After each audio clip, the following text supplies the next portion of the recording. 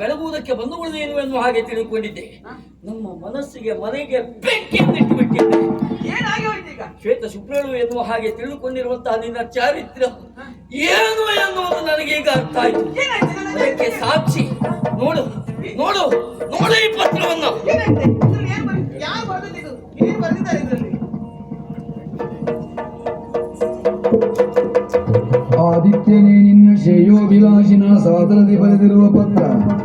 ಆತುರಾತ್ಮಕಿಯ ನೀ ವಹಿಸುತ್ತೀದನ ಮೋಸ ಹೋದಯ ಆಕೆ ಈಚೆ ಸತ್ಯ. ಎನ್ನ ಪ್ರೇಯಸಿಯಾಕೆ ಸಂಪದವ ಸರದಿಗಳು ನಿನ್ನ ಸತಿಯಾಗಿ ಬಂದಿಗಳು. ಉನ್ನತಾಂಗದಿ ಕೃಷ್ಣ ಬಿಂದು ಎಡದಲ್ಲಿಗುದು ಇನ್ನು ಸಾಕ್ಷಿಯು ಬೇಕೆ ಹುಡುಕು. ತಾಳು ಸಾಧನೆಯ ನೀಗ ನಲ್ಲನೆ ಆಳು ಸಹನೆಯ ನೀಗ ನಲ್ಲನೆ ಬೇಡದಿರು ಇನ್ನೇನು ನೀ ಬೇಡದಿರು ಇನ್ನೇನು ತವ ಸತಿ ಶೀಲದಿದ ಮಾಂಗಲ್ಯವಾಣಿಯ ನೀರೆ ನಿರಗೆ ತಾಳೋ ನಲ್ಲ. ಈ ಸಣ್ಣ ವಿಷಯಕ್ಕಾಗಿ ನೀವಿಷ್ಟು ಕ್ರೋಧಗೊಳ್ಳುವುದು ಸಣ್ಣ ವಿಷಯ ಅದೆಲ್ಲ ಯಾರ ವಿಘ್ನ ಸಂತೋಷಗಳು ಬರೆದಿರುವಂತಹ ಸುಳ್ಳು ಪತ್ರ ಅನ್ನೋದಕ್ಕೆ ಅನುಮಾನವೇ ಇಲ್ಲ. ಕೆಲವೊಂದು ಕಾಕತಾಳೀಯವಾಗಿ ಸತ್ಯವಾಗಿ ಹೋಗ್ತದೆ. ಪ್ರತ್ಯಕ್ಷ ಕಂಡು ಪರಾಮರಿಸಬೇಕು ಅಂತ ಹೇಳಿದ್ರು, ತಣ್ಣೀರನ್ನಾದ್ರೂ ತಣಿಸಿಬಿಡಬೇಕು ಅಂತ ಹೇಳಿದ್ರು. ನಿನ್ನಂತಹ ಒಬ್ಬ ತಾಳ್ಮೆಯುಳ್ಳ ವ್ಯಕ್ತಿ, ಒಬ್ಬ ವಿವೇಚಿಗಳಂತಹ ವ್ಯಕ್ತಿ ಅದನ್ನು ಸ್ವಲ್ಪ ಪರಾಮರಿಸಬೇಡವೆ? ಯಾರೋ ವಿಘ್ನ ಸಂತೋಷಗಳು ಬರೆದಿರುವಂತಹ ಪತ್ರವದು. ಇದು ನನ್ನ ಹೆಸರು ಎಷ್ಟು ಹೇಗೆ ಪವಿತ್ರನೋ ನಾನಷ್ಟೇ ಪವಿತ್ರನು. ಈ ಕಟ್ಟಿದ ಮಾಂಗಲ್ಯ ದಾಣೆ ನಾನು ಪವಿತ್ರನು. ಈ ಜನದ ನಾಟಕ ಏದಕ್ಕೆಲ್ಲದೆ ಬರಿದ ನಾ ಕಟ್ಟಿಗೆ ತಾಳಿಯನ್ನು ಕಿಸುಡು ಕಿಸುಡೋಯ್.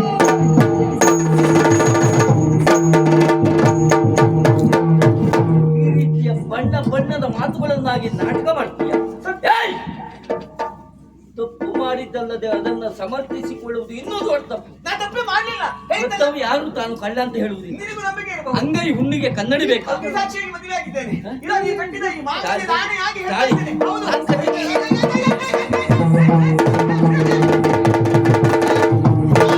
ಎಲ್ಲವನ್ನೂ ಬಲ್ಲನೋರ ಮಾಯಗಾರನು ಎಲ್ಲರನ್ನೂ ಕುಡಿದಿರಗುವ ಸೂತ್ರಧಾರನೋ.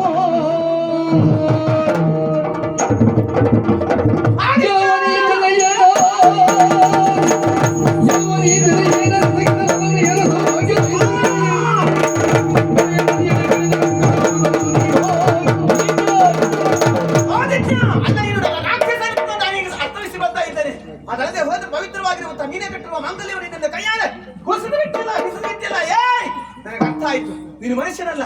ನೀನು ಕೈಯಲ್ಲಿ ಕತ್ತಿಯನ್ನು ಹಿಡಿದು ಕಡಿಯೋದಷ್ಟೇ ಬಂದ ಹೊರತಾಗಿ ಕಟ್ಟಿರುವಂತಹ ಕರಿಮಣಿಯ ಯೋಗ್ಯತೆಯನ್ನು, ಅರ್ಥ ಏನು, ಪಾವಿತ್ರತೆ ಏನು ಅನ್ನುವುದನ್ನ ಅರ್ಥವಿಸಿಕೊಳ್ಳಲಾರದ ಮೃಗ ನೀನು. ನನಗೆ ಅರ್ಥ ಆಯ್ತು. ನಿನಗೆ ಯಾವುದೊಂದು ಅರ್ಥ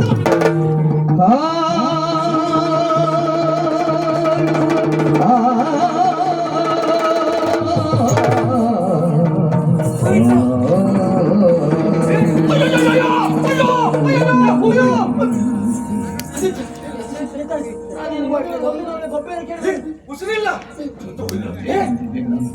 ಎಷ್ಟು ಆಸೆಯಿಂದ ನೀನು ಕೊಟ್ಟು ಮದುವೆ ಮಾಡಿದ್ರೆ ಮಗಳನ್ನ ನಾನು ಕೊಲ್ಲಿಲ್ಲ. ಸಿಟ್ಟಿನ ಬರದಿಂದ ಒಂದು ಏಟನ್ನು ಹೊಡೆದಿದ್ದು ಹೌದು, ನಾನು ಕೊಲ್ಲಿಲ್ಲ.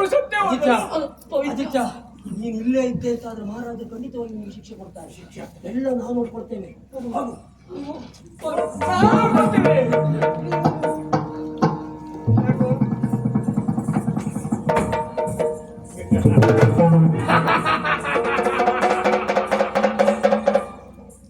ನನಗೆ ತಕ್ಕದೇ ಹೋಗುತ್ತೆ ಈ ಪ್ರಪಂಚದಲ್ಲಿ ಯಾರಿಗೂ ತಕ್ಕಬಾರದು.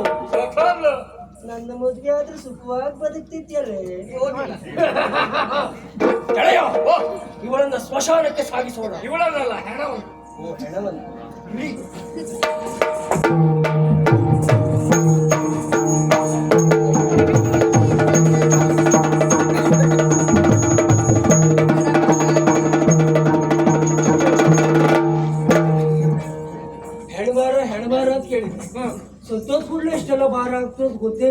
ಸತ್ತೋದ್ ಕೂಡ ಜೀವ ಹೋಗ್ತದಲ್ಲ. ಜೀವ ಹೋದ್ರೆ ಈ ರೀತಿ ಬರಾಗ್ತದೆ. ಹಾಗಾಗ್ತದೆ ಅದು. ಹೋಗೋ ಮನೆಗೆ ಎಂತ ತಿಂದಿದ್ದೇನೆ. ಅಂತೂ ಸೇರಿದ್ದು ಸ್ಮಶಾನ.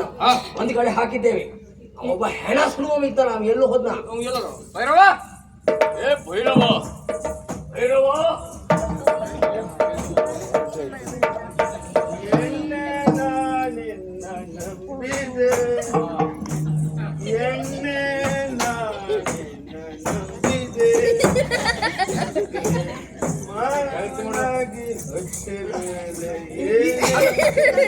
ಇಷ್ಟೆಲ್ಲ ಓಡಾಡ್ಕೊಂಡು ಬರ್ತಲ್ಲ, ಒಂದ್ ದಿವಸ ಹೆಣ ಸುಡೋಗಿ ದಿವಸ ಸತ್ತೋಗ್ಲಿಲ್ಲ. ಅವ್ನು ಸುಟ್ಬಿಟ್ಟು ಬೇರೆ ಕಡೆ ಓಡಾಡ್ತ. ನೀನೇನ ಭೈರ? ನಾನೇ. ಹೆಣ ಸುಡುವ ನೀನೇನ? ಅಲ್ಲೊಂದು ಹೆಣ ಉಂಟು, ಸುಟಾಕ. ನಿಮ್ಮಿಬ್ಬರ ಹೆಣ ಯಾರು? ನಾವು ಜೀವಂತ ಇದ್ದೇವ, ಹೆಣ ಅಲ್ಲುಂಟು. ಹೆಣ ಅಲ್ಲುಂಟು.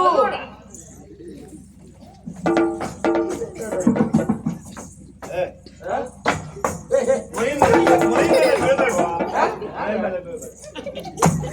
ಮೈ ಮೇಲೆ ಇಲ್ಲ. ಕಾಮಾರನೇ ಹೆಣ ಸುಡ್ಲಿಕ್ಕೆ ಆಗುದಿಲ್ವಾ?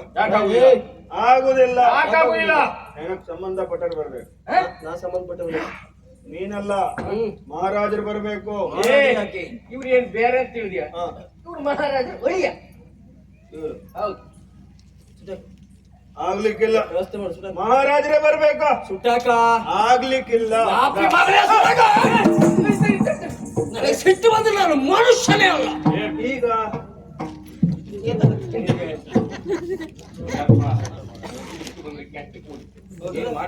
ಬಿಡ್ಸಿಡು ಕೆಟ್ಟ ಕೋಡಿ ಅಲ್ಲ. ಹೇಗೆ ಮನುಷ್ಯ ಅಲ್ಲ. ಕೊಚ್ಚ ಅಂತೆ. ಕೆಲಸ ಮಾಡ್ಬಾರ್ದು. ಆದ್ರೂ ಒಂದು ಹೆಣವನ್ನು ಸುಟ್ಟಾಕ್ಬೇಕು. ಹಾಗಂತ ಹೆಣವನ್ನು ತಂದವರು ಯಾರು ಅಂತ ಕೇಳಿದ್ರೆ ಏನಂತ ಹೇಳಿ? ನಿಮ್ಮ ಅಳಿಯ. ಸಿಟ್ಟು ಬಂದ್ರೆ ಮನುಷ್ಯನೇ ಅಲ್ಲ. ಏನ್ ಹೇಳ್ಬೇಕು, ಆದ್ರೆ ನೀವು ಅಂತ ಹೇಳ್ಬಾರ್ದು. ಹೆಣವನ್ನು ತಂದವ ಮಹಾರಾಜ ಒಳಿಯ. ಒಳಿಯ ಅಂದ್ರೆ ಒಳಿಯಲ್ಲ, ಮಗಳ ಗಂಡ. ಅಳಿಯ ಅಲ್ಲ, ಇವಲ್ಲ, ಮಗಳ ಗಂಡ. ಯಾರು? ಯಾರು? ಅವ್ರ ಹೆಸರು ಇದ್ದದ್ದು ಎಂತ? ಆದಿತ್ಯ. ಆದಿತ್ಯ. ಸರಿ, ನೆನ್ಪಿಟ್ಕೋ. ನೆನಪಿಲ್ದಿದ್ರೆ ವಾರದ ಮೊದಲೇ ವಾರ ಯಾವ ವಾರ? ಆದಿತ್ಯವಾರ. ಆದಿತ್ಯವಾರ. ನೆನ್ಪಿಟ್ಕೋ. ಅಳಿಯ ಮಗಳ ಗಂಡ. ಅಳಿಯಲ್ಲ, ಮಗಳ ಗಂಡ. ಅಳಿಯ. ಅಳಿಯಲ್ಲ, ಮಗಳ ಗಂಡ. ಅಳಿಯಲ್ಲ, ಮಗಳ. ಆದಿತ್ಯ. ಆದಿತ್ಯವಾರ. ಮಾತು ಸರಿಯಾಗಿ ಕೇಳಲಿಲ್ಲ ಅಂತ ಅದ್ರ ನಾಳೆ ದಿವಸ ನೀನೇ ಹೆಣ ಆಗ್ತೆ ಮಗನೆ. ನಾನು ಸರಿ ಇದ್ರೆ ಮನುಷ್ಯ.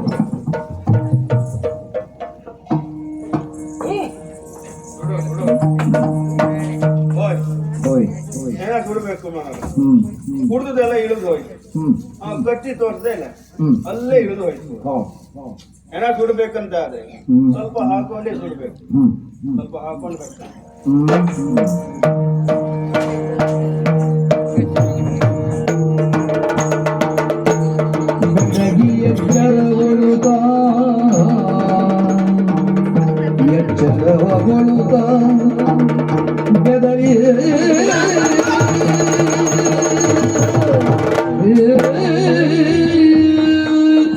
ಏನು ಆಶ್ಚರ್ಯ ಇದು. ಅಲ್ಲಿ ಆದಿತ್ಯ ಸಿಟ್ಟುಕೊಂಡು ನನ್ನ ಕೆಲೆ ಇನ್ನೂ ನೋವಾಗ್ತಾ ಇದೆ. ಕತ್ತಲಿಟ್ಟ ಹಾಗಾದಿತ್ತು. ಇಲ್ಲಿ ಬಂದು ನೋಡ್ತೇನೆ, ಸ್ಮಶಾನದಲ್ಲಿದ್ದೇನೆ.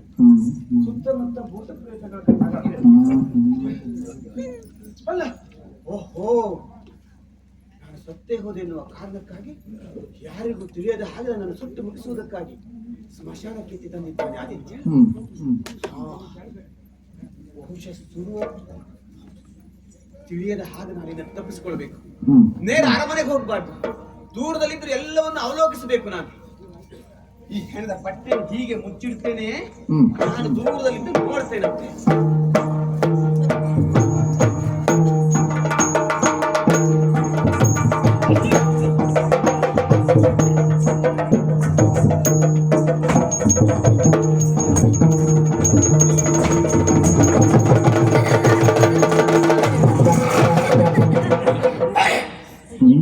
ಇದು ಹೆಣ ಭೂತ.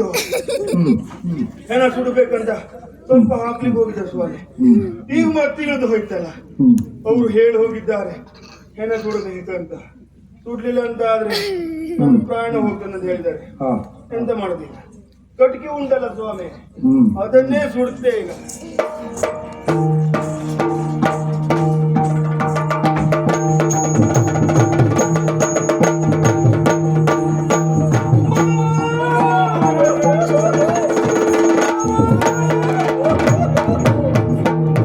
ಮಾನವೇಂದ್ರ ಏನು ಇದೆಯಂತನೋ ಮಾನಿನಿಯನೋ ತಾನೇ ಬಂದಿಗ ತನವತ್ತವ ಸತಿಗೆ ನೋಡಿದ ಏನ ಬೇಡದೆ ಅಮೋಘ ವೈಭವ. ಬಾಬಾ ಬಾಬಾ ಪ್ರಭು ಒಂದೇ ಅಳ್ತಾ ಕುಳಿತುಕೊಳ್ಳಿ, ಅಥವಾ ವಿಷಯ ಏನು ಅಂತ ಹೇಳಿ. ನೀ ಹೇಳ. ಹೋಯ್ತು ಬಾಬಾ, ಹಾ? ಅದು ಹಾ. ಮದುವೆ ಎಲ್ಲ ಮುಗಿಸಿದ್ವಾ? ಹಾ. ಯಶಸ್ವಿಯಾಗಿ ಮದುವೆ ಮುಗಿದಿದೆ. ಶ್ರಮ ಪಟ್ಟಿದ್ದೀರಾ, ನೀವು ಮನಸ್ಸು ಕಟ್ಟು ಮಾಡ್ಕೊಳ್ಳಿ, ಗಟ್ಟಿ ಮಾಡ್ಕೊಳ್ಳಿ. ಏನಾಗಿದೆಯಾ ಮನಸ್ಸು ಗಟ್ಟಿ ಮಾಡಿ ಹೇಳು ಬಾಬಾ. ಹೇಳು. ಆಮೇಲೆ ಹೀಗೆ ವಿಹಾರಕ್ಕೆ ಹೋಗುವ ಅಂತ ಅನಿಸ್ತಾ ಗಾಳಿ ಗಾಳಿ ಸೇವನೆ, ವಿಶ್ರಾಂತಿ ಬೇಕಿತ್ತು ಮತ್ತು ವಿಹಾರ ಇದೆಲ್ಲ ಬೇಕಿತ್ತು. ಸ್ವಲ್ಪ ಗಾಳಿ ತಿನ್ನುವ ತೋಟದ್ದು. ಹಾ ಹಾ. ಹೀಗೆ ಹೋಗ್ತಾ ಹೋಗ್ತಾ ಹೋಗ್ತಾ ನಾವು ಸ್ಮಶಾನದ ಹತ್ರ ಹೋದದ್ದು. ಯಾ, ಅಲ್ಲಿಗೆಲ್ಲ ಯಾಕೆ ಹೋದ್ರ? ಹೋಗ್ಬೇಕು ಅಂತ ಮಾಡಿದ್ನಲ್ಲ. ಮತ್ತೆ ಹೋಗಿ ದಾರಿ ಕರ್ಕೊಂಡು ಮಾತಾಡ್ತಾ ಮಾತಾಡ್ತಾ ಮಾತಾಡ್ತಾ ದಾರಿ ತಪ್ಪಿದ್ರಿ ನೀವು. ಬಾಬಾ. ಸ್ಮಶಾನದಲ್ಲಿ ಹೇಳ, ಹಾ? ಸ್ಮಶಾನದಲ್ಲಿ ಹೇಳ. ಅಲ್ಲಿ ಅಲ್ಲಿ ಇನ್ನು ಏನು ಇರಬಹುದಾ? ಹಾಗಲ್ಲ ಮಹಾರಾಜ್ರೆ, ಒಬ್ಬ ವ್ಯಕ್ತಿ ಒಂದು ಹೆಣವನ್ನು ಹೊತ್ಕೊಂಡು ಹೋಗ್ತಾ ಇದ್ದ. ನಿನಗೆ ಹುಚ್ಚ? ಒಂದು ಹೆಣವನ್ನ ಹೊರುವುದಕ್ಕೆ 4 ಮಂದಿ ಆದ್ರೂ ಬೇಕು ಹಿಂದೆಲ್ಲ ಬಾರ್ಸ್ಕೊಂಡು ಹೋಗ್ಬೇಕು ಅಲ್ವಾ? ಒಬ್ಬ ವ್ಯಕ್ತಿ ಹೆಣವನ್ನ ಹೊರುವುದಕ್ಕೆ ಆಶ್ಚರ್ಯ ಆಯ್ತು. ನಮಗೆ ಆಶ್ಚರ್ಯ ಆಗಿ ಹುಟ್ಟು ಅಂತ ಗೊತ್ತಾಯ್ತು. ನಾವ್ ಯಾರು? ಹಾ. ಮಹಾರಾಜರು ಏನನ್ನು ಅಲ್ವೇನೋ? ಜವಾಬ್ದಾರಿ ಇಲ್ವಾ? ಮತ್ತೆ ನೋಡ್ಬೇಕು ಅಂತ ಹತ್ರ ಹೋಗಿ ನೋಡ್ತೇನೆ. ಹಾ. ಬಾಬಾ, ಏನೋ ಅವ ನಿಮ್ಮ ಅಳಿಯ. ಹಾ? ಇವಲ್ಲ ಇವಲ್ಲ ಅಂದ್ರೆ ಅವ ಈಗ ನಿಮ್ಮ ಮಗನ ಮದುವೆ ಅಂತಲ್ಲ. ಏ ಹೆಡ್ಡ, ನಿನ್ನೆ ಮದುವೆ ಆಗಿದೆ, ನಿನ್ನೆ ರಾತ್ರಿ ಅವರ ಪ್ರಥಮ ರಾತ್ರಿ, ಅವೆಲ್ಲ ಅಲ್ಲಿಗೆ ಹೋಗ್ಲಿಕ್ಕೆ ಹೇಗೆ ಸಾಧ್ಯತೆ ಉಂಟು? ಮಧುಚಂದ್ರ ತಿಳ್ಕೊಂಡು ಸ್ಮಶಾನಕ್ಕೆ ಹೋಗ್ಬಿಟ್ಟು ಅಂತ ತಿಳ್ಕೊಂಡೆ. ಹೇಗೆ ಹೋಗ್ತಾನೆ? ನಾವು ಯೋಚಿಸಿದ್ದು ಹಾ. ಒಬ್ಬರ ಹಾಗೆ ಪ್ರಪಂಚದಲ್ಲಿ 7 ಮಂದಿ ಇರ್ತಾರಂತೆ. ಹಾ, ಹಾಗೊಂದು ಮಾತು ಒಂದು ಆಯ್ತು ಅಂತ ಹತ್ತು ಹಿಂದೆ ಹೋಗಿ ನೋಡಿ. ನೀವು ಎಷ್ಟನೇ ಒಂದು ನೋಡ್ಲಿಕ್ಕೆ ಅಂತ ಹತ್ರ ಹೋಗಿ ನೋಡ್ತೇವೆ. ನೋಡಿದ್ರೆ ನಿಮ್ಮ ಅಳಿನೇ ಹೌದು. ಆದಿತ್ಯ. ಹಾಗಂತ ಹೆಣ ಯಾರು ಕೇಳಿ. ಹೆಣ ಯಾರದ್ದ? ಅಯ್ಯೋ, ಅವರು ಹೆಣ ತಗೊಂಡೋಗಿದ್ದೇನೋ ಹೌದು. ಹಾ. ಅಲ್ಲಿ ಕರ್ಕೊಂಡು ಹೋಗಿ ಇಳಿಸಿದ್ನ. ಹಾ. ನಾವು ನೋಡ್ತಾ ಇದ್ದೇವೆ. ಹಾ. ಅವನಿಗೆ ಒಂದು ಕರೆದ. ಹಾ. ಆ ಹೆಣ ಸುಡು, ಒಂದೊಂದು ಹೆಣ ಸುಡು ಅಂತ ಹೇಳ್ದ. ಹಾ. ಒಪ್ಪಿಲ್ಲ. ಹ್ಮ್. ಅಲ್ಲಿಗೂ ಬಿಡ್ಲೇ ಇಲ್ಲ. ಏನು ಭಯಪಡಿಸಿದ ಅವನನ್ನು. ಹೆದರಿಸಿದ. ಹಾ, ಹಾ. ಆಗ ಅವ ಹೆಣ ಸುಡುವ ಒಪ್ಪಿಕೊಂಡ. ಹಾ. ಇವ ಈ ಕಡೆ ಹೋಗಿದ್ದೆ ಹೆಣ ಸುತ್ತಿದ್ದಾಯ್ತು. ಹಾ. ಬರುವಾಗ ಇವನು ಮಕ್ಕ ಕೊಡಿಸಿ. ಹಾ. ಹಾಗಂತಿ ಹೆಣ ಯಾರ್ದು ಅಂತ ನೋಡ್ಬೇಕು. ಹೆಣ ಯಾರದ್ದ? ನೀವು ಗಟ್ಟಿ ಮಾಡ್ಕೊಳ್ಳಿ. ಯಾರದ್ದ ಹೆಣ? ಹೆಣ ನಿಮ್ಮ ಮಗಳು ಪವಿತ್ರ. ಶಿವನೇ, ಯಾಕೆ ಹೀಗೆ ಪರೀಕ್ಷೆ ಮಾಡ್ತಾ ಇದ್ದೀಯ ದೇವರೇ? ಏನಾಗಿ ಹೋಯ್ತು? ಏನಾಗಿ ಹೋಯ್ತು? ನೀವು ಆಡಿದ ಮಾತು ಸತ್ಯವೇನೋ? ಸಾಕ್ಷಿ ಉಂಟು. ಯಾರಿದ್ದಾರೆ? ಕರೆಸು.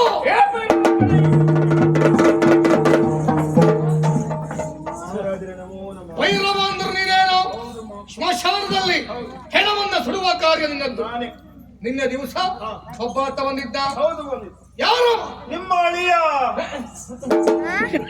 ಅಳಿಯ ಅಂದ್ರೆ ಇವ ಅಲ್ಲ. ವೈಭವ ಅಲ್ಲ ಅಲ್ಲ, ಅಲ್ಲ, ನಿಮ್ಮ ಮಗಳ ಗಂಡ ಆದಿತ್ಯ ಬಂದ. ಆದಿತ್ಯ. ಹೆಣ ಸುಡಬೇಕಂತ ಹೇಳ್ದ. ಹೇಳಿದ್ನ? ಹಾ. ನೀನು ಹೇಳ್ದ? ಆಗ್ಲಿಕ್ಕಿಲ್ಲ, ಮಹಾರಾಜರು ಬರ್ಬೇಕಂತ ಹೇಳ್ದ. ಆಮೇಲೆ ಆ ಹೆಣ ಯಾರ್ದಂತ ನೋಡಿದ್ರೆ ಯಾರು? ನಿಮ್ಮ ಮಗಳು. ನನ್ನ ಮಗಳು ಪವಿತ್ರ. ಪವಿತ್ರ ಹೋಗು. ಅಯ್ಯೋ ಶಿವನೇ, ಇಷ್ಟಕ್ಕೆಲ್ಲ ಕಾರಣ ಆದಿತ್ಯ. ಕರೆಸು ಅವನನ್ನು. ಬಲವಂತನೆಂದು ನಿನ್ನ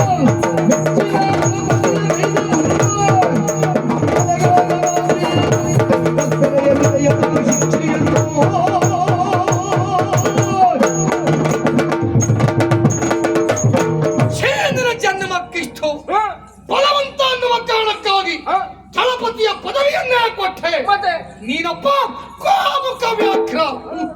ನನ್ನ ಮಗಳು ಪವಿತ್ರ ನಿನಗೆ ಏನು ಮಾಡಿತ್ತು? ಏನು ಮಾಡಿತ್ತು? ಅಂತವಳನ್ನೇ ಕೊಂದುಬಿಟ್ಟಿಯಲ್ಲ ಪಾಪಿ. ಅದು ಕಿಡುಗನ ಕೈಗೆ ಕಿಡಿಯನ್ನ ಕೊಟ್ಟ ಹಾಗಾಗಿ, ಮಂಗನ ಕೈಗೆ ಮಾಣಿಕ್ಯವನ್ನು ಕೊಟ್ಟ ಹಾಗೆ ನಿನ್ನಂತ ಪಾಪಿ ಇನ್ನಿರಬೇಕೇನು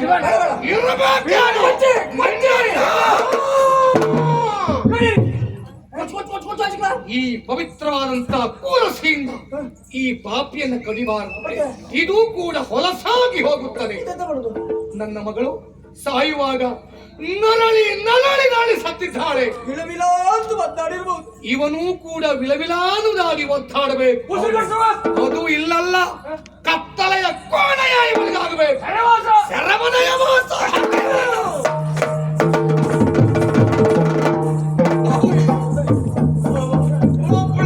ಒಬ್ಬಳ ಮಗಳು, ಗಂಡು ಅವಳೇ ಹೆಣ್ಣು ಇವಳೇ ಅನ್ನುವುದಾಗಿ ಸಾಕಿದೆ, ಸಲುಹಿದೆ. ಆದರೆ ಇದೆಲ್ಲವೂ ವಿಧಿಯ ಕೈವಾಡವೇ ಆಗಿರಬೇಕು.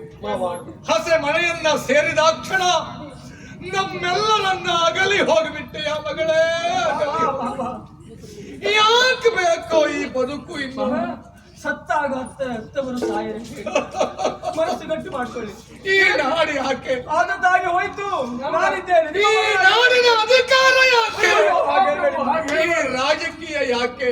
ಪ್ರಜೆಗಳೆಲ್ಲ ನಿಮಗೆ ಮಕ್ಕಳೇ. ನನಗೆ ಯಾರು ಬೇಡ. ಅದು ಪ್ರಪಂಚ ವಿಶಾಲವಾಗಿ. ಅಯ್ಯೋ, ಕಾಡಿಗಾಗಿಯೇ ನಾನು ನಡೆದೇ ಬಿಡ್ತೇನೆ. ಅರಮನೆಯಲ್ಲೇ ಉಳಿದ್ರೆ ರಾಜಕುಮಾರಿಗೆ ಆಡಿದ್ದು, ಬೆಳೆದಿದ್ದು, ಓಡಾಡಿದ್ದು ಎಲ್ಲ ನೆನಪಾಗುವುದಿಲ್ವೇನೋ? ಗಾಡಿಗೆ ಹೋಗಿ ಏನ್ ಮಾಡುವುದು? ಸಾಯುವುದನ್ನೇ ಹುಡುಕುತ್ತಾ ಹೊರಡುತ್ತೇನಂತೆ. ಹಾಗೆ ನೀವು ಹೋಗಬೇಕಾದ್ರೆ ರಾಜಕೀಯ ಕುಡಿ ಹೋಗ್ತದೆ. ಪಾಲಿಸುವವರು ಯಾರು? ಪ್ರಜೆಗಳು ಅನಾಥರಾಗಿ ಹೋಗ್ತಾರಲ್ಲ. ಅಯ್ಯೋ ದೇವರೇ. ಇದಕ್ಕೆ ಮುಂದಿನ ದಾರಿಯಾದರೂ ಏನೋ?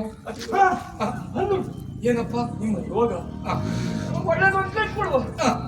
ಈಗ ನೀವು ಮಗನನ್ನ ಮದುವೆ ಮಾಡಿಕೊಟ್ಟಿರಿ. ಆದಿತ್ಯನಿಗೆ ಬಹುಶಃ ಮುಂದಿನ ಅಧಿಕಾರ ಕೊಡ್ತಿದ್ರು ಏನು? ಆಳಿಯಂತೂ ಹೀಗೆ ಮೋಸ ಮಾಡಿಬಿಟ್ಟ, ದ್ರೋಹ ಮಾಡಿಬಿಟ್ಟ. ಹೌದಪ್ಪ. ಆದ್ರೆ ಈಗ ಇನ್ನೂ ಕೋಳಿ ಆಯ್ತಾ? ಒಳಿಯ ಮಗನ ಸಮಾನ ವೈಭವ ಅಂತ ಅವನಿಗೆ ಏನು ಕಡಿಮೆ ಆಗಿದೆ? ಅಧಿಕಾರ ಕೊಡುವುದಕ್ಕೆ ಯೋಗ್ಯತೆ ಉಂಟು, ಪ್ರಾಯವೂ ಉಂಟು, ಸಮರ್ಥರಿದ್ದಾರೆ. ಸರಿ, ನಿಮ್ಮ ಸೋನಾಳಿಯ ವೈಭವ ಒಳ್ಳೆಯ ಮಾತನ್ನೇ ಆಡಿದ್ದೇನೆ. ಇದು ಈ ಕ್ಷಣದಿಂದ ಕಾಣುವಂತ ಈ ಕಲ್ಪನಾಪುರಕ್ಕೆ ನೀನೇ ದೊರೆ. ತೆಗೆದುಕೋ ಪಟ್ಟದ ಒಳ್ಳೆಯದಾಗಲಿ, ಒಳ್ಳೆಯದಾಗಲಿ. ಪ್ರಭು ಮಹಾರಾಜರ ಪದವಿಗಂತೂ ಜನ ಆಯ್ತು. ನೋಡುವ ಸೇನಾಪತಿ ಸೆರೆ ಸೇರಿದ ಮೇಲೆ ಮತ್ತೊಂದು ಸ್ಪರ್ಧೆ ಎಲ್ಲರೂ. ಯಾಕೋ ರಥ ಯಾಕಷ್ಟು ಮುಂದೆಲ್ಲ ಹೋಗ್ತಾ ಇದೀಯ? ನನಗೆ ಗೊತ್ತು, ಅಂದಿನ ದಿನ ಉಳಿದವರೆಲ್ಲರನ್ನ ಗೆದ್ದಂತಹ ವೀರಾತ್ಮ ನಿನ್ನದ್ದು, ಸಾಮಾನ್ಯವಾದ ಆತ್ಮ ಅಲ್ಲ. ಹಾಗಾಗಿ ಹೋದ ಈಗ ನೀವೇ ಸೇನಾಧಿಪತಿ ಆಗುವುದು ಸರಿ ಅನ್ನುವುದು ನನ್ನ ಅಂತರಂಗ ಸೂಚಿಸ್ತಾರೆ. ಹಾಗೆಲ್ಲ ಹೇಳಿಕಾಗುದಿಲ್ಲ. ನಿನಗಾಗಿ ಅಲ್ಲ, ಇದು ನಾಡಿಗಾಗಿ, ಪ್ರಜೆಗಳ ಸಂರಕ್ಷಣೆಗೆ ಬೇಕಾಗಿ. ಒಂದೇ ಹೇಳಿದ್ದೇನೆ, ಉಪಸೇನಾ ನಾಯಕ ನೀನೇ ಅನ್ನುವುದು ನಾನು. ಈ ಕ್ಷಣದಿಂದ ಇಲ್ಲಿಯ ದಳಪತಿ ನೀನೇ. ಅಮೋಘ. ನಮಗಾಗಿ ಬದುಕುವುದು ಬದುಕಲ್ಲ, ಬದುಕಬೇಕು. ನಿಷ್ಠೆಯಿಂದ ಸೇವೆಯನ್ನು ಸಲ್ಲಿಸಿ. ಆದ್ರೆ ಒಂದು ಏನಪ್ಪ? ನೀವು ಅಧಿಕಾರವನ್ನು ನಮ್ಮಿಬ್ಬರಿಗೆ ಕೊಟ್ಟು ಹೋಗುವ ಕಾಲಕ್ಕೆ ನಮ್ಗೆ ರಾಮಾಯಣ ನೆನಪಾಗ್ತದೆ. ಏನಪ್ಪ ಅದು? ದಶರಥರ ಮಾತನ್ನು ಈಡೇರಿಸುವ ಸಲುವಾಗಿ ಶ್ರೀರಾಮಚಂದ್ರ ಕಾಡಿಗೆ ಹೋಗುವ ಕಾಲಕ್ಕೆ ಹೌದು, ಭರತ ಬಂದು ತಡೆದು ಹ ಬೇಡ ಅಂತ ಹೇಳಿದ್ರು. ರಾಮ ಕೇಳಿಲ್ಲ, ಕೇಳಿದವನಲ್ಲ. ಈಗಲೂ ನಾವು ಬೇಡ ಅಂತ ಹೇಳಿದ್ರೆ ನೀವು ಕೇಳುದಿಲ್ಲ. ನಾನು ಕೇಳುವುದಿಲ್ಲ, ನಾನು ಹೋಗೇ ಹೋಗ್ತೇನೆ ಕಾಡಿಗೆ. ಹಾಗಾಗಿ ನೀವು ಹೊರಡುವ ಕಾಲಕ್ಕೆ ನಿಮ್ಮದೊಂದು ಪಾದುಕೆಯನ್ನು ಕೊಟ್ಟು ಹೋದ್ರೆ ನಿಮ್ಮೊಳಿಯ ಭರತ ಆಗ್ತಾರೆ. ನನ್ನ ಪಾದ ರಕ್ಷೆ ನಿಮ್ಮದು ಎಲ್ಲ ಹೋಯ್ತು. ಇಷ್ಟು ಪೂಜೆ ಮಾಡ್ಲಿಕ್ಕೆ ಓಹೋ, ನನಗೆ ನೀವು ಪ್ರತಿನಿತ್ಯ ತುಳಸಿ ಕೊಯ್ದಾಗ್ತೆ. ಭರತನ ಹಾಗೆ. ನೀವು ರಾಮನ ಹಾಗೆ ಒಂದು ರಾಮವೇಷ ಮಾಡಿ. ನೀವು ಹಾಗೆ ಅಂತ ಆದ್ರೆ ನಿಮಗೆ ನಾನು ರಾಮನಾಗಿಯೇ ಇರುತ್ತೇನೆ. ಒಳ್ಳೆಯದಾಗಿ, ಒಳ್ಳೆಯದಾಗಿ. ಜೀವಂತ ತುಳಸಿ ಹೋಗಿ ಶುಭವಾಗಿ ಹೋಗಿ.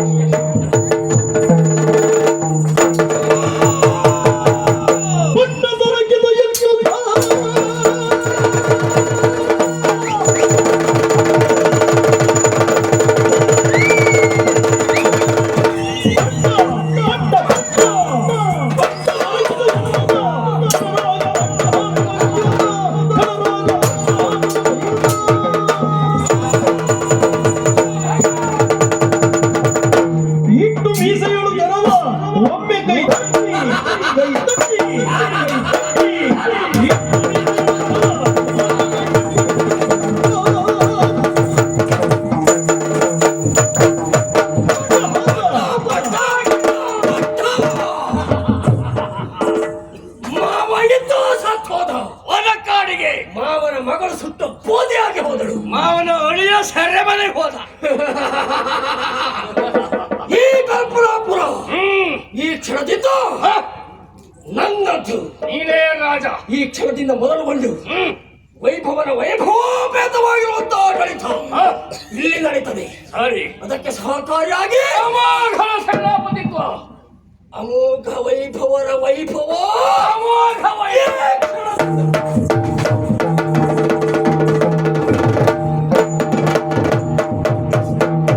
ಇತ್ತ ಚಂದ ಚಂದದ ಪುರವನ್ನು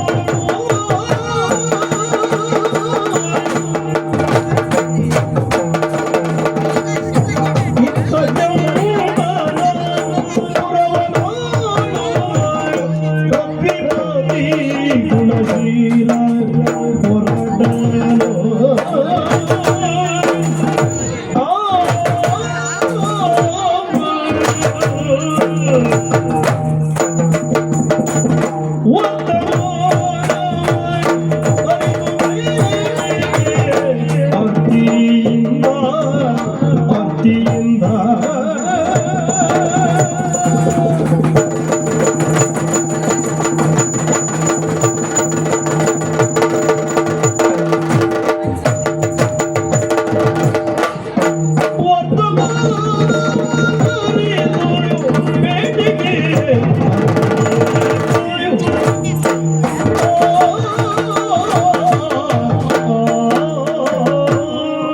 ಗುರುಭ್ಯೋ ನಮಃ.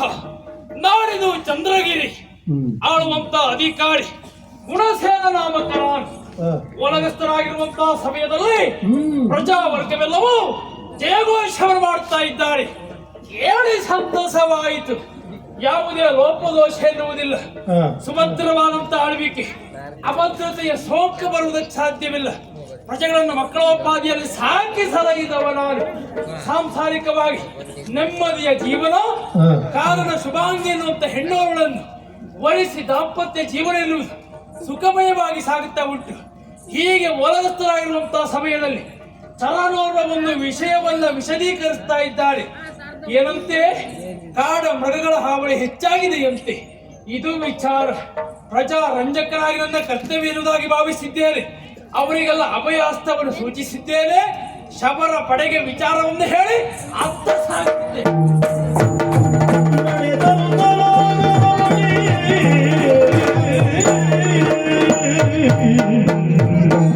ಶುಭವಾಗಲಿ ಶುಭಾಂಗಿ.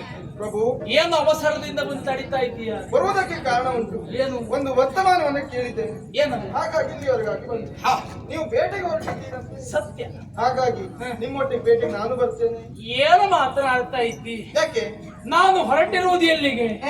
ಕಾಡ ಮೃಗದ ಹಾವಳಿಯನ್ನು ತಡೆಗಟ್ಟುವುದಕ್ಕಾಗಿ. ಶಬರ ಪಡೆಯ ಸಹಿತವಾಗಿ ಹೊರಟಿದ್ದಂತ ಸಮಯದಲ್ಲಿ ನಾನೂ ಬರ್ತೇನೆ. ಏನ್ ನೀನು ತಿಳಿಯದೇ ಇದ್ದವಳ? ಕಾಡಿನಲ್ಲಿ ಆಗುವಂತ ಅನಾಹುತಗಳೇನು? ಕೂಪವೋ ಝರಿಯು, ದುಷ್ಟ ಮೃಗಗಳು ಅಲ್ಲ ದುಷ್ಟ ರಕ್ಕಸರ ಬಾಧೆ ನಮಗೆ ಬಾಧಿಸದೆ ಇದ್ದಿದ್ದೆ. ಹಾಗಾಗಿ ನಿನ್ನನ್ನು ಕರೆದುಕೊಂಡೆ ಅಂತಾದ್ರೆ ಅಪಾಯ ಕಟ್ಟಿಟ್ಟ ಬುದ್ಧಿ ಬರುವುದು ಬೇಡವೇ ನೀ? ಸ್ವಾಮಿ, ಅರಮನೆಯಲ್ಲಿ ಇದ್ದು ಬೇಸರ, ನೋಡುವುದನ್ನು ನಿತ್ಯ ನೋಡುವುದಲ್ವ? ಮನಸ್ಸಿಗೆ ಬದಲಾವಣೆ ಎನ್ನುವುದು ಬೇಕು. ಹಾಗಾಗಿ ನಾನು ಬರ್ತೇನೆ ಎನ್ನುವುದಾಗಿ ಹೇಳಿದೆ. ಮತ್ತೆ ಇದೆಲ್ಲ ಕಷ್ಟಗಳಿಗೂ ನೀವು ಪರಿಹಾರವನ್ನು ನೀಡ್ತೀರಿ ಎನ್ನುವಂತ ಭರವಸೆ ನನಗುಂಟು.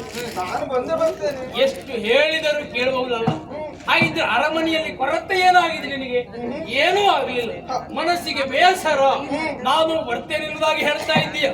ಒಂದು ಆಲೋಚನೆಯಲ್ಲಿ ಇಟ್ಟಿಗೋ. ಏನು? ನೇರವಾಗಿ ಕಾಡಿನತ್ತ ಹೋದಂತ ಸಮಯದಲ್ಲಿ ಮೃಗಗಳ ಕಡೆಗೆ ನನ್ನ ದೃಷ್ಟಿ ಇದ್ದಾಗ ನಿನ್ನ ಜಾಗೃತಿಯನ್ನು ಸ್ವಲ್ಪ ಮಟ್ಟಿಗಾದ ನೀನು ಮಾಡಿಕೊಳ್ಳೇಬೇಕು. ಸರಿ. ಭರವಸೆಯನ್ನಿಡು, ಬಾ ನನ್ನ ಜೊತೆ.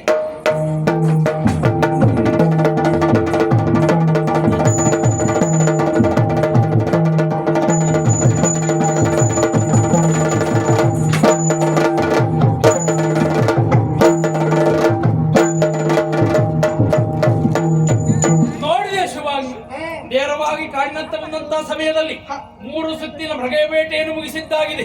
ನಮ್ಮವರೆಲ್ಲರೂ ವಿಶ್ರಾಂತಿಯನ್ನು ಕೇಳ್ತಾ ಇದ್ದಾರೆ. ಅವರಿಗೆಲ್ಲ ವಿಶ್ರಾಂತಿಯನ್ನು ಸೂಚಿಸಿದ್ದೇನೆ. ನಮಗೂ ಸ್ವಲ್ಪ ಸಮಯ ವಿಶ್ರಾಂತಿ ಅಗತ್ಯ ಉಂಟು. ಕಾಣುವಂತ ಬಂಡೆಯಲ್ಲಿ ಕುಳಿತು ಸ್ವಲ್ಪ ಸಮಯ ವಿಶ್ರಾಂತಿ.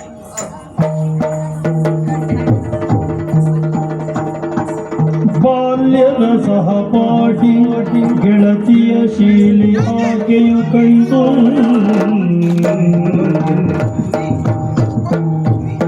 ಏನಿದೇನು ಗೆಳತಿ ಏನಿದೇನು ಗೆಳತಿ ನಿನ್ನಯದೇನು ಕಥೆಯು ಸುಧತಿ ನಿನ್ನಯದೇನು ಕಥೆಯು ಸುಧತಿ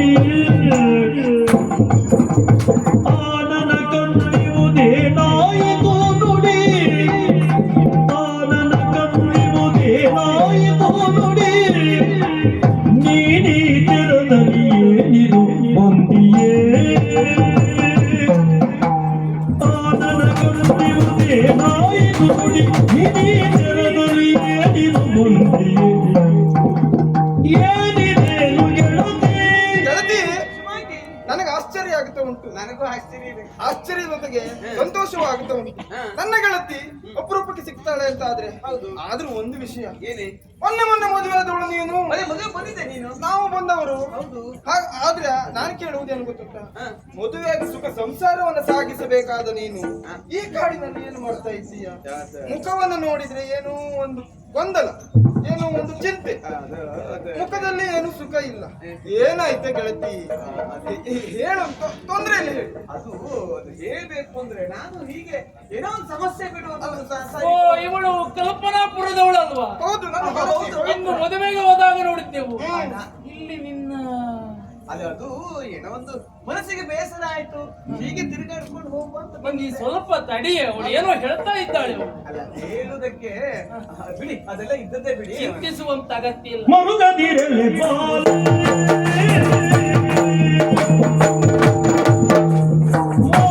ಮರುಗದಿರಲೆ ಬಾಲೆ ನಾನಿರುತ್ತಿರಲು ಗುಣಶೀಲೆ ನಾನಿರುತ್ತಿರಲು ಗುಣಶೀಲೆ ಒರೆಯುವೆ ನಿನ್ನ ಸಹೋದರಿ ಎಂಬುದಿ ಒರೆಯುವೆ ನಿನ್ನ ಸಹೋದರಿ ಎಂಬುದಿ ಇದು ಎಂಬಾಲಯದಲ್ಲಿ ಔಷಧಿ ಒರೆಯುವೆ ನಿನ್ನ ಸಹೋದರಿ ಎಂಬುದಿ ಇದು ಎಂಬಾಲಯದಲ್ಲಿ ಔಷಧಿ. ಪವಿತ್ರ, ಚಿಂತಿಸುವಂತ ಅಗತ್ಯ ಇಲ್ಲ. ಏನೋ ಒಂದು ಕಷ್ಟವನ್ನು ಹೊಂದಿನಿ ಇತ್ತ ಬಂದಿದ್ದೀ ಎನ್ನುವುದಾಗಿ ನಾನು ಭಾವಿಸ್ತಾ ಇದ್ದೇನೆ. ನೋಡಿ, ನೀವು ಅರ್ಥೈಸಿಕೊಳ್ತಾ ಇದ್ದೀರಿ. ಹ. ಏನೋ ಒಂದು ದುರ್ಘಟನೆ ಆಕಸ್ಮಿಕವಾಗಿ ನಡೆದು ಹೋಯ್ತು, ಹಾಗಂತ ಅದನ್ನು ಹೇಳುವ ಸ್ಥಿತಿಯಲ್ಲಿ ಇಲ್ಲ. ಮನಸ್ಸಿನ ಹದನವನ್ನ ವದನ ಸೂಚಿಸುತ್ತದೆ. ಚಿಂತೆಯಲ್ಲಿ ಇದ್ದದ್ದು ಸತ್ಯ, ಹಾಗಂತ ಇದೇ ಸಮಯದಲ್ಲಿ ಹೇಳಬೇಕೆನ್ನುವಾಗಿ ನಾವು ಒತ್ತಾಯಿಸುವುದಿಲ್ಲ.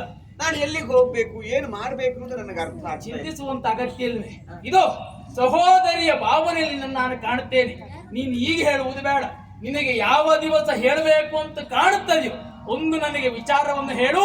ಅಲ್ಲಿಯವರೆಗೆ ನಮ್ಮ ಅರಮನೆಯಲ್ಲಿ ನಿನಗೆ ಆಶ್ರಯ. ಚಿಂತಿಸಬೇಡ. ಹೌದು. ಜೊತೆ ಬರ್ಬೇಕು. ಬಾ ಹೀಗೆ. ಒತ್ತಾಯಿಸಬಾರದು. ನನ್ನ ಮನಸ್ಸಿಗೆ ಹೇಳಬೇಕು ಅಂತ ಅನಿಸಿದವಾಗ ನಾವು ವಿಷಯ ಎಲ್ಲ ಒತ್ತಾಯ ಮಾಡುವುದೇ ಇಲ್ಲ. ನಿಜವಾಗಿ ನಾವು ಹೇಳಿಕೊಂಡಾಗ ದುಃಖ ಕಡಿಮೆ ಅಲ್ವಾ? ಆಗಲಿ. ನೀವು ಸಿಕ್ಕಿದ್ದು ನನಗೆ ದೇವರು ಸಿಕ್ಕಿದ ಹಾಗಾಗಿ ಸರಿ. ಆಗ್ಲಿ ಅಂತ ನಿಮ್ಮ ಜೊತೆ ಬರ್ತೇನೆ. ಬಾ. ಬಾಯ್.